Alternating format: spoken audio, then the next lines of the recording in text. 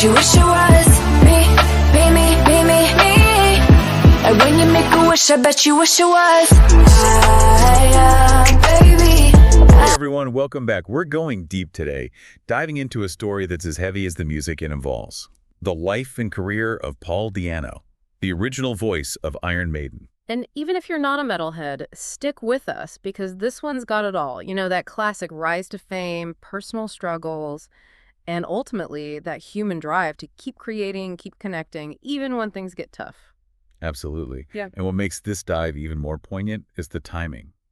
We're recording this just as the news of Di'Anno's passing hit at the age of 66. Really makes you think, right? Right. Especially because there's this documentary about his life in the works, directed by Wes Orchowski, the same guy who did that incredible Lemmy film. So there's this sense of, like, unfinished business, you know? Like, there was still so much more to his story waiting to be told. So we're going to try to piece together what we can, looking at the announcement of his passing, what we know about this upcoming documentary, and also some pretty incredible milestone Di'Anno achieved, even in recent years. Right. Because to understand the weight of his legacy, we got to go back. We're talking late 70s, early 80s, that raw energy of the new wave of British heavy metal and Iron Maiden. With Di'Anno at the front, they were pioneers. Okay, so break it down for us. Di'Anno was with them for, what, the first few years? Yeah, from 78 to 81, sang on their first two albums, Iron Maiden and Killers, both released right at the turn of the decade.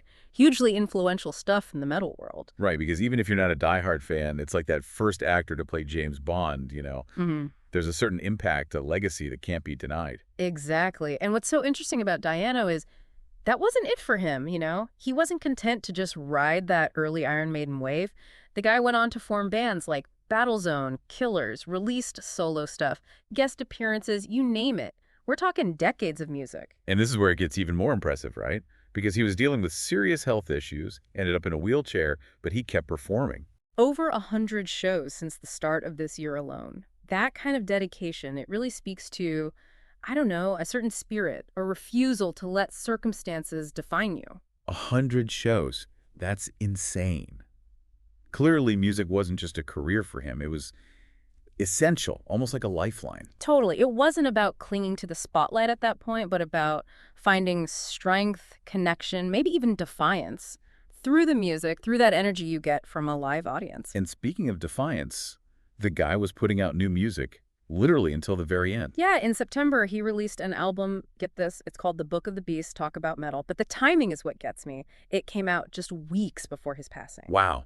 Almost like he knew, like he had to get it all out there one last time. Exactly. And then there's this other band he formed back in 2022, Warhorse. They put out their debut album this past July, just a few months ago. So we're not even talking about some nostalgia act here, but someone who was actively creating, pushing boundaries right up until the end. That's pretty incredible. It really is. And when you consider everything else he was going through, the health issues, the physical limitations, it makes his drive even more remarkable. It's like he was proving a point, not just to the world, but maybe to himself, that he still has something to say, something to give. Exactly. And that's what makes his story so compelling, so much bigger than just music. It's about resilience, about passion, about that very human need to create and connect no matter the obstacles. And it's not just the music, right? This is a guy who also had knee surgery in 2022. Oh, wow, on top of everything else. Yeah, and get this, he was back performing by October of that same year. Talk about hardcore. I mean, most people would be like, using that as an excuse to put their feet up for a good long while. Right. It's wild. Yeah. But there's another layer to this story that really adds to the whole picture. Di'Anno actually had a reconciliation with Iron Maiden. Wait, seriously? After all these years? Okay, now I've got to hear about this. Yeah, so May of 2022, Di'Anno and Steve Harris, you know, Iron Maiden's bassist, they meet up first time in 3 decades. Man, what a moment that must have been. Like, you can't help but wonder what was said, you know? After all that time, all the different directions their lives took, did they talk about the old days, the split, any of it? It just makes you think about how even after decades, sometimes those shared experiences, they still hold so much weight. For sure. And it kind of adds this bittersweet feeling to Di'Anno's passing, knowing he had that chance to reconnect, find some peace, maybe even closure, with a part of his life that clearly meant a lot to him. It really adds a new dimension to the whole story, doesn't it? Like a reminder that life can take these unexpected turns, and sometimes healing, closure, It comes when you least expect it. No doubt. And it makes you think about those final years, to go from that period of distance to a reunion with someone from that era of his life. That says something about growth, forgiveness, maybe even coming full circle. Totally. It's like, I don't know, a real-life epilogue to an already incredible story. Yeah, exactly. Makes you think about those conversations they must have had, the things left unsaid for all those years, and how maybe, just maybe, it brought Diano some sense of peace in his final chapter. It's kind of Shakespearean in a way when you think about it. But, we've talked a lot about Iron Maiden, which makes sense. But I'm curious to dig a little deeper into his other bands, like Battlezone, for example. What was it about them that really allowed his voice to shine, even within that whole new wave of British heavy metal scene? That's a great question. And what's interesting about Battlezone is they were even rawer than Iron Maiden. A Mm. little more punk influenced, even. They had this almost frenetic energy that fit Diano's style perfectly. So if Iron Maiden was like the earthquake, Battlezone was the lightning storm right before it. Man, that's a perfect analogy. And Diano's voice, that was the lightning bolt itself. Sharp, unpredictable, just electrifying. You really hear it in their song Run for Your Life. The guitars are relentless, drums are pounding, and Diana's right there on the edge, full of this urgency and aggression. It's like he channeled that raw energy of early punk, the stuff he probably grew up with, but infused it with this new heaviness that was emerging. Exactly. It was this fusion of influences, like a melting pot of aggression and melody and pure power. And his voice was the perfect instrument to deliver it. He wasn't afraid to push his limits, experiment with different tones, textures.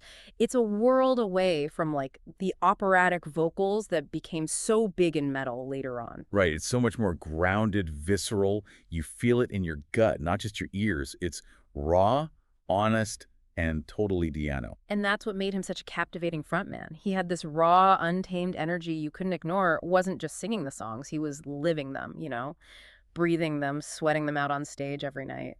So how did that translate into solo work? Was it more of the same, or did he use that as a chance to explore different directions musically? That's where it gets really interesting, actually, because, yeah, you still get that signature Diano grit, but he also allowed himself to explore other sides of his musical personality. Okay, give me an example. What kind of stuff are we talking about here? Well, like, check out his 1984 solo album, Charged. You'll have tracks like Hardoozer that are pure heavy metal energy, but then he throws you a curveball with something like Don't You Cry, which has this bluesy, almost soulful vibe that might surprise you. Wow. So he wasn't afraid to show a little vulnerability, even within a genre that's not exactly known for being, touchy-feely. Not at all. He understood that vulnerability, that honesty. It was just as powerful as aggression, maybe even more so. It's what made him relatable, even to people who might not have considered themselves metalheads. It speaks to a certain versatility, right? Like he wasn't content to be put in a box, defined by one genre or style. Exactly. And that's the mark of a true artist. He was always pushing boundaries, trying new things, challenging himself. It really is a shame that his health issues later on overshadowed so much of his talent and drive. Yeah, it's a good reminder that behind every headline, every news story, there's a whole human being there with their own dreams, aspirations, struggles. And with Diano, his story is one of resilience, of determination, and this unwavering passion for music. Absolutely. He never let the music die, even when life was throwing its worst at him. And that's something we can all learn from, I think. It makes you wonder, what else he could have achieved if things had been different. But even with everything he went through, he still left behind this incredible legacy, a catalog of music that continues to connect with people all over the world. No doubt. And as we wait for this documentary to come out, it's a good time to reflect on the many layers of his story, which is ultimately a very human story full of complexities and contradictions, and this undeniable spirit that refused to be silenced. Well said. And for our listeners out there, don't just stop at the Iron Maiden years, Yeah. Explore Diano's other work, the stuff he did with Battlezone, his solo material, everything. There's a rawness and honesty there that's really powerful. And who knows, you might just discover your new favorite band in the process. I completely agree. It's been quite a journey exploring the life and legacy of Paul Diano. He was a true original, a voice that helped shape a generation. Absolutely. And while his music will definitely live on, I think it's that indomitable spirit, that refusal to give up, that might be his most enduring legacy. Beautifully said. And on that note, we'll leave you to ponder the many facets of Paul Diano's incredible life and career. Until next time, keep exploring, keep listening, and keep those musical memories alive. It really is inspiring when you think about it, especially with those later performances. Yeah, and I think that's what gets me, it wasn't about fame or money at that point in his life. If anything, the spotlight had caused him more trouble than it was worth. That's true. The sources about his struggles are pretty upfront about that. Exactly. But those 100+ shows, that was about something else entirely. He talked in interviews about how being on stage, feeling that energy from the crowd, it was like his way of pushing back against the pain, against everything that tried to drag him down. So the music became like a form of defiance, a way of saying, I'm still here, I'm not done yet. Exactly. And I think that resonated with people. Here's a guy who could have easily just, retreated from the world, become a recluse. But instead, he's out there bearing his soul, giving everything he's got, wheelchair or not. It's hard not to respect that. It's like he drew strength from those moments, from the very people he was performing for. Totally. It was like this feedback loop. The music became this conduit of energy and emotion flowing both ways between Di'Anno and his fans. It makes you think about that reunion with Steve Harris in a whole new light. It wasn't just about burying the hatchet, but about two guys who'd really been through it, faced their demons, and come out the other side. Absolutely. And there's something really beautiful about that, isn't there? Two musicians who had been on such different paths, but ultimately drawn back together by that shared history, that love of music, and maybe even just like an awareness of their own mortality. It's like, what did they talk about? Yeah. What was said after all that time? We may never know, but the fact that it happened at all, it speaks volumes. It really does. It's a good reminder that forgiveness, reconciliation, it's not just some, fairy tale concept. It's possible even when there's been hurt, even after all those years. It's a testament to the power of time, of music, and I think just that human capacity for growth and forgiveness. Well said. And, Paul Di'Anno's story, it's a reminder that life is messy, unpredictable, it's not always fair. But it's also a testament to the resilience of the human spirit, to the power of music, and I think just the importance of embracing every moment, the good and the bad. Beautifully put. It's been quite a journey, exploring the life and legacy of Paul Di'Anno. He was one of a kind, a voice that helped define a generation, and his music will continue to live on. Absolutely. And as we wait for this documentary to come out, I think we're left to ponder the many facets of his life, his career, which is ultimately a very human story, full of complexities, contradictions, and this undeniable spirit that refused to be silenced. Well said. And for everyone listening, do yourselves a favor and check out Di'Anno's music. And I don't just mean the Iron Maiden stuff. Dig into his later bands, his solo work. There's a rawness, an honesty there that's really powerful. You never know. You might just discover your new favorite band in the process. Couldn't agree more. Thanks for joining us for this deep dive into the incredible life and music of Paul Di'Anno. Until next time, keep exploring, keep listening, and keep those musical memories alive.